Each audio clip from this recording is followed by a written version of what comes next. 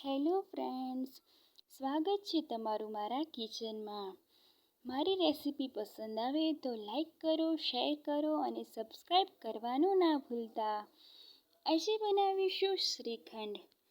શ્રીખંડ બનાવવા માટે મેં અહીંયા 2 લીટર જેટલું દૂધ લીધેલું છે. તેમાંથી મેં દહીં બનાવેલું છે. શ્રીખંડ બનાવવા માટે દહીંમાં રહેલા પાણીના ભાગને કાઢવાનો છે. તો તેના માટે મેં અહીંયા આ રીતનું મોટું વાસણ રાખેલું છે. તેની ઉપર ચાળણી રાખી દઈશું અને તેની ઉપર કોટનનું કપડું રાખીશું અને બધા જ દહીંને એડ કરી દઈશું. અને દહીં એડ કર્યા પછી કપડાની બધી જ બાજુથી ભેગું કરી અને ગાંઠ બાંધી લઈશું. જો આપણે દહીંમાંથી પાણી કાઢવા માટે બહાર રાખીશું તો તે ખાટું થઈ જશે. તેથી તેને રેફ્રિજરેટરમાં જ મૂકવાનું છે.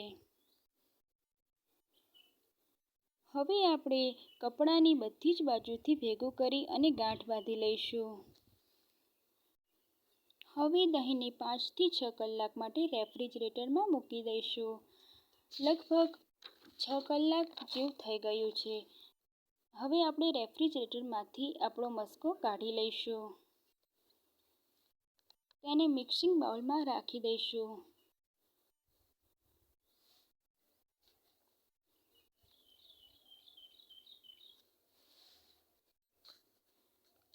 હવે તેમાં 2 કપ જેટલી ખાંડ લીધેલી છે તે એડ કરી દઈશું. તો મેં અહીંયા ખાંડને મિક્સર જારમાં પીસીને આ રીતની ઝીણી કરી લીધેલી છે.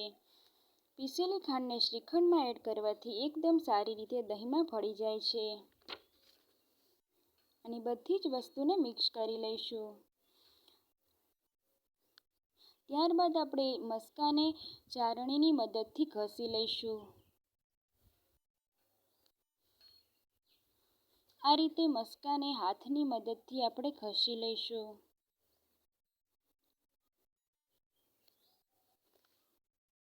જેથી આપણા શ્રીખંડમાં કોઈ લમ્સ ના રહે અને આપણું શ્રીખંડ એકદમ ક્રીમી બને.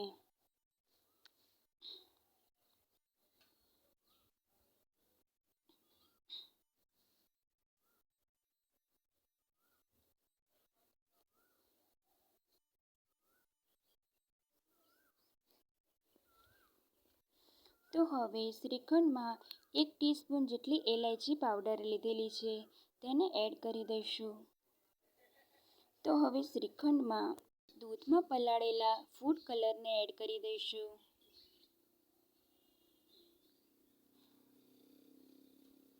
તો હવે શ્રીખંડને એકદમ મલાઈદાર બનાવવા માટે મેં અહીંયા મલાઈ લીધેલી છે.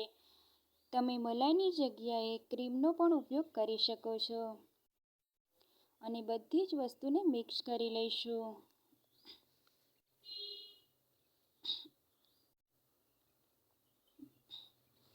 તો ઘરે એકદમ ક્રીમી અને મલાઈદાર શ્રીખંડનો બેઝ બનાવવો છે ને એકદમ સહેલો. તૈયાર થયેલા આ બેઝમાં તમે કોઈ પણ ફ્લેવર એડ કરી શકો છો અને બજાર જેવો તેને બનાવી શકો છો.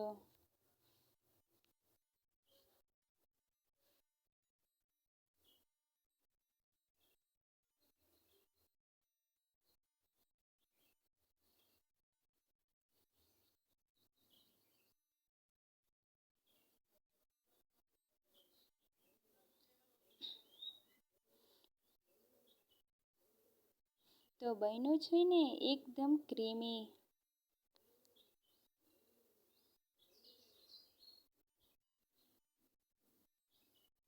હવે આપણે તેમાં થોડા ડ્રાય ફ્રૂટ્સ એડ કરી દઈશું. તમે તમારી પસંદના ડ્રાય ફ્રૂટ્સ એડ કરી શકો છો. અને બધી જ વસ્તુને મિક્સ કરી લઈશું.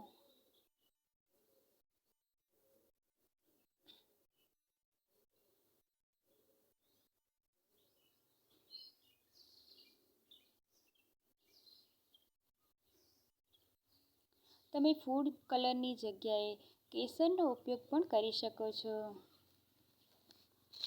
તો તૈયાર છે આપણો શ્રીખંડ. શ્રીખંડને આપણે 1 કલાક જેટલું ફ્રીજમાં મૂકીશું. ત્યારબાદ આપણે સર્વ કરી દઈશું.